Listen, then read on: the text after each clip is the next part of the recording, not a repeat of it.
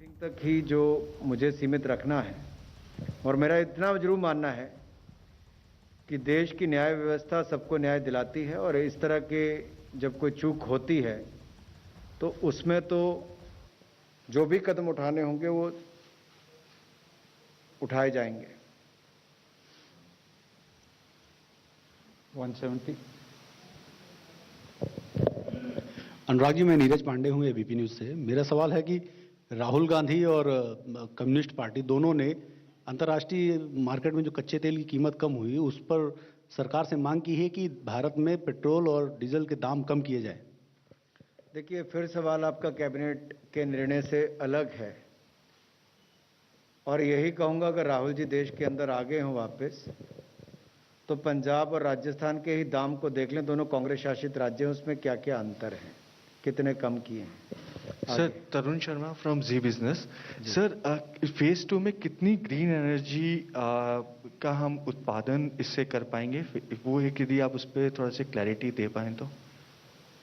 देखिए, जैसे मैंने पहले कहा कि 500 गीगावाट जो लक्ष्य रखा है माननीय प्रधानमंत्री जी ने नॉन फॉसिल फ्यूल एनर्जी के लिए, उसमें से 450 गीगावाट जो आप रिन्यूएबल एनर्जी की बात करते हैं, जहां एक और हम इस क्षमता को सर्जित करने के लिए बहुत बड़े बड़े रिन्यूएबल एनर्जी के पावर प्रोजेक्ट लग भी रहे हैं, लेकिन उसके बाद नई चुनौती थी कि ट्रांसमिशन लाइंस कैसे होंगी। तो राज्यों के पास उतना धन भी नहीं होता और एक बड़ी कॉस्ट आती ट्रांसमिशन लाइन लगा। और इस बीच अनुराग ठाकुर को आप सुन रहे थे, जिस तरह से लगातार वो बता रहे हैं कि इस पूरे मामले में एक बड़ी चूक हुई है और बड़े और कड़े कदम उठाने होंगे इस मामले में। और इस पूरे मामले को लेकर अगर देखा जाए तो जिस तरह से इन्वेस्टिगेशन हो रही है, ये पता चलता है कि एक भारी चूक है जिस पर अनुराग ठाकुर केंद्रीय मंत्री बोल रहे हैं और लगातार पीएम की सुरक्षा में बड़ी चूक को वो बता रहे हैं। विक्रांत हमारे साथ जुड़ रहे हैं। विक्रांत, इस वक्त पूरी जो सेंट्रल गवर्नमेंट है वो ये बात साफ कर देना चाहती है कि एक भारी चूक हुई है जिसमें जांच होनी चाहिए और जो दोषी हैं उन पर कार्रवाई हो जाए। देखिए, बिल्कुल सूचना प्रसारण मंत्री अनुराग ठाकुर अभी कैबिनेट की ब्रीफिंग, क्योंकि आज कैबिनेट की बैठक थी, उसको संबोधित कर रहे थे, ब्रीफिंग कर रहे थे।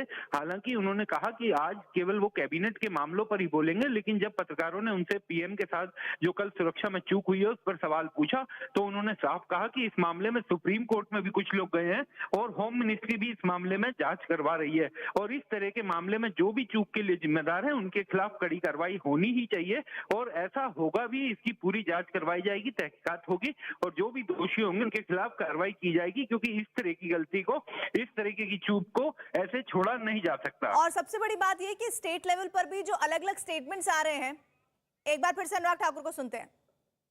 जो निर्णय किए गए उस तक ही सीमित रखिए। सर, मधुरेंद्र, मैं न्यूज नेशन से। मेरा सवाल धारचूला पर बनने वाले पुल को लेकर है जो महाकाली रिवर पर बनेगा। बेसिकली इसका बजट क्या होगा, कब तक इसे कंप्लीट किया जाएगा और किस तरह से इससे उत्तराखंड और नेपाल को फायदा मिलेगा, क्योंकि ये पूरा रिवर बेल्ट जो है काफी प्रभावित होता है, खासतौर पर रेनी सीजन में। महाकाली ब्रिज के लिए देखिए, जैसे मैंने कहा कि निकट भविष्य में इसका एमओयू जब भारत और नेपाल के बीच में होगा तो इसका बहुत बड़ा लाभ उत्तराखंड की जनता को होगा, क्योंकि ना केवल ये आने जाने की एक सुविधा मिलेगी, बल्कि जो एक रिश्ता हमारा नेपाल के साथ भी है, व्यापार का भी हो, भाईचारे का भी हो, पड़ोसी का भी हो, और ये जो रिश्ता है इसमें कहीं ना कहीं इस पुल के बनने से भी उस इलाके के उत्तराखंड के रहने वाले और दूसरी ओर नेपाल के क्षेत्र के रहने वाले लोग जो धारचूला के ऊपर ये जो महाकाली रिवर के